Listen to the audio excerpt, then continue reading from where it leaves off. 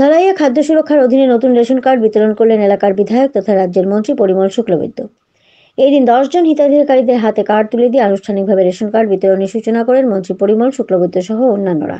এই নিয়ে তিনি বলেন, রেশন কার্ড থেকে শুরু করে প্রতিটি সরকারি সুযোগ সুবিধা হিন্দু মুসলিম সকল সম্প্রদায়ের মানুষ সমানভাবে পাচ্ছেন। সবাই রাজদীপ রায় রেশন কার্ডের পাশাপাশি প্রধানমন্ত্রী আবাস যোজনা, অরুণোদয়, আয়ুষ্মান কার্ড এইসব প্রকল্প সহ বিভিন্ন প্রকল্পের মাধ্যমে সরাসরি হিতাধিকারীদের ব্যাংক অ্যাকাউন্টে অর্থ পৌঁছেছে। অনুষ্ঠানে অন্যান্যদের মধ্যে উপস্থিত ছিলেন কাছাড়ের জেলাশাসক রোহন কুমার ঝা, বিজেপির কাছাড় জেলা কমিটির সভাপতি বিমলেন্দু রায়, মধ্য ধলাই জেলা পরিষদ সদস্য শশাঙ্ক পাল, ধলাই জিপির সভাপতি ভূষণ পাল প্রমুখ। শিলচর থেকে দীপজয় চক্রবর্তীর রিপোর্ট, ভয়েস এনি 24 চ্যানেল থেকে বর্ণালী মিশ্র। তারা এটা প্রভাব করতে এসছেন, পরীক্ষা করতে। মাননীয় সভাপতি মহোদয়, বিমলেন্দুদাকে উদ্দেশ্য করে বলি, আপনি তো এলেন দেখার জন্য, কারণ কাছাড়ের আজকের যে কাজ, আজকের যে সভা, এই সভা কাছাড়ের আরম্ভণী সভা, ধলাই থেকে আরম্ভ হবে। আর আপনি জেনে রাখুন, আপনারাও জেনে রাখুন, মূলত কাছাড় জেলায় 2,14,446 জন নতুন সুবিধাভোগী, নতুন করে তাদের নাম নেওয়া হয়েছে।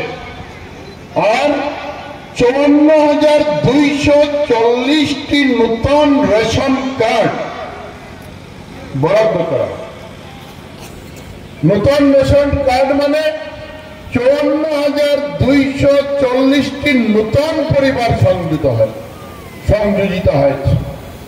আর এখানে আমার ধলাইতে 29,799 জন সুবিধাভোগী আওতায় এনে নতুন করে 7,672টি পরিবারকে সন্নিবিষ্ট করা হয়। জানার প্রয়োজন আপনাদের, কারণ আপনারাই সরকার তৈরি করেছেন।